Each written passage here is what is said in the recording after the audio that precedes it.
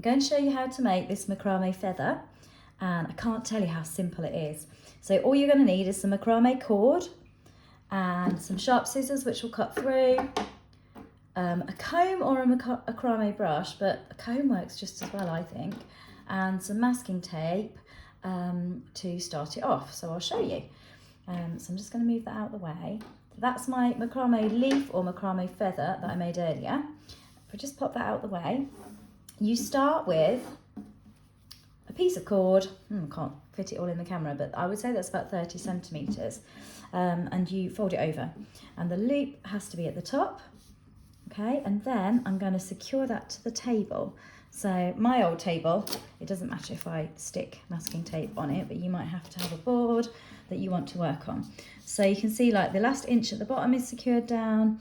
It doesn't have to be tight to the table, and then possibly an inch or more at the top is secured down. So you've got this on the table with two cords, and there's space to push under, which we need to do. I've also pre-cut the cords that are going to be attached, and they're going to be cut down even shorter, so you don't have to worry too much about the exact length of these. But when they're folded, because we use them doubled over, it's about 10 centimetres. So that's how I've started mine. So you take two pieces of the 10 centimetres cord, 20 doubled over. So you get two pieces like that, okay? And then you go in with one piece, one side, and you just take it under the two pieces of cord. You take it under, and there's a loop. And then you get your other piece that's looped as well, and you are going to put that one through there, okay? So you're going to put the second loop from underneath through, and I've sort of moved that back because then I want to push these cord ends through and pull. And that's your first knot. And it can actually be moved up and down, and you just push it up to there, okay? And that's your first knot. So I'm going to do a few more just to make it really clear. You have to go in from the same side each time. So I went in and under from the right. So in and under from the right. Take your second loop, and then you lift up that loop and put this one through. I do like to pull that back a little bit so that I don't lose it. I grab these and I push them through that loop. So I actually say, I made this with children the other day, and we said, take the legs and push them through the loop, okay? And pull. And you can see the knots match. They're the same way round, and that's what you want. So again, you get your loop, you push it in from this side, you take your other loop, you lift the first loop up, pop that through, and then you take the legs and feed them through that loop. Okay, so you can see already it's coming on really nicely because of the chunkiness of the cord. Put it under in a loop, lift the loop head up, feed the other one through, and then get these legs and pop them through the other loop and secure.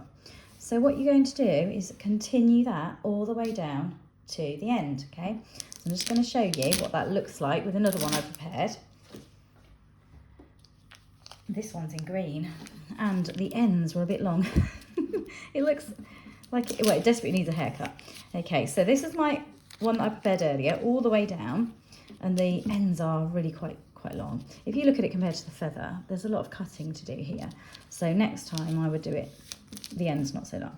So if you've got to this point, you've actually got the easiest bit done, but it gets a bit tricky from here. This is where you need your sharp scissors. So you've got to cut away quite a lot of the sides. I'm just going to adjust the camera to get it all in.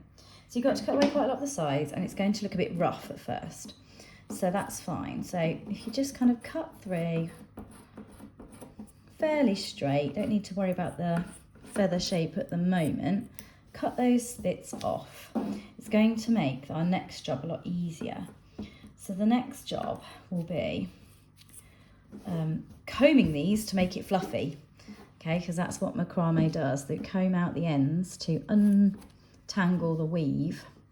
Is it a weave? Untangle the cord, basically, into fluffy ends. So this bit, okay, this bit isn't too tricky. but it's the combing which is a bit tricky, and in fact it makes me have achy shoulders if I'm doing it for a while. You might want to get a macrame brush. So at the moment I've just trimmed it to be manageable. Okay, so that's quite manageable now.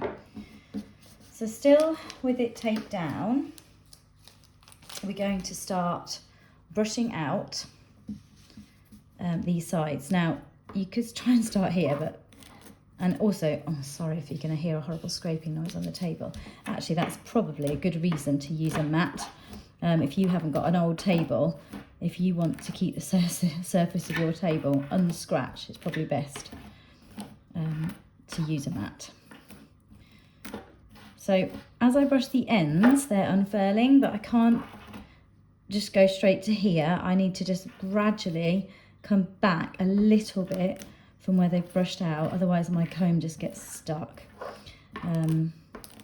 I can see already that it's far too wide up here, and I could just cut that down so that I can get rid of those fluffy bits and my combing is more accurate.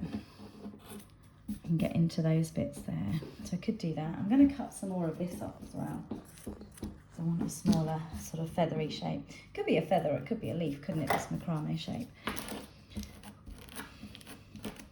Okay, so I'm brushing it so it's going nice and fluffy. Oh, and you can hear that horrible squeaking on the table. So that side's quite good at the moment. So I'm going for this side. So while holding it down on the other side, use your comb to brush out. Again, I think I could have even cut these even shorter.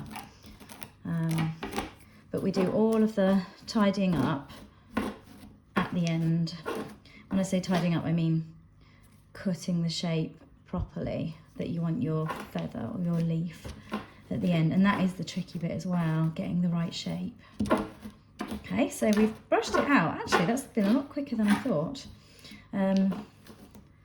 Probably I need to get in there a bit more, but I might, for the purpose of the video, I might stop a little bit sooner than I perhaps would if I was making it properly. You want them all to be lovely and fluffy. Right, brilliant. So at the moment, we've sort of got the fluffed up sides, but they've got absolutely no shape.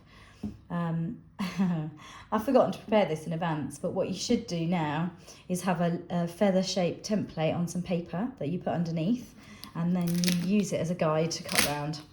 Okay, so it's much easier just to have a guide underneath, but I forgot that, so I'm just going to go in and cut it. I might want to take my masking tape off there. So if this is going to be the top of the feather where it hangs, then I need to cut quite drastically from there in a rounded sort of shape.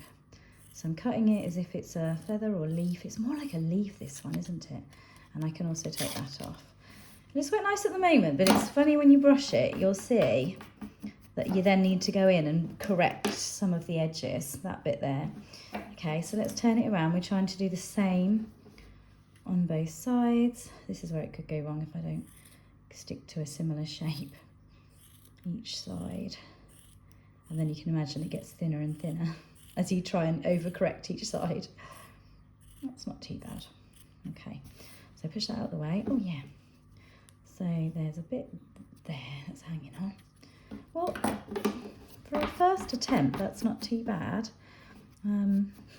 You can see now why you need your template, because this top bit is shorter than this bit really. That looks a bit strange. So I'm going to go in and sort of cut this down a bit.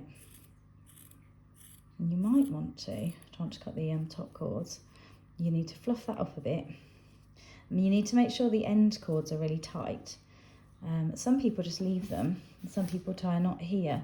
But actually, oh no, what do we do? You can cut it, that's it. You cut it here, and then you comb that out as well, and it becomes the end. So let's try that and see what it looks like. So you comb it next to the other pieces and bring it all down, and then you can shape it with the scissors after. There we go. Oh yeah, that looks much better.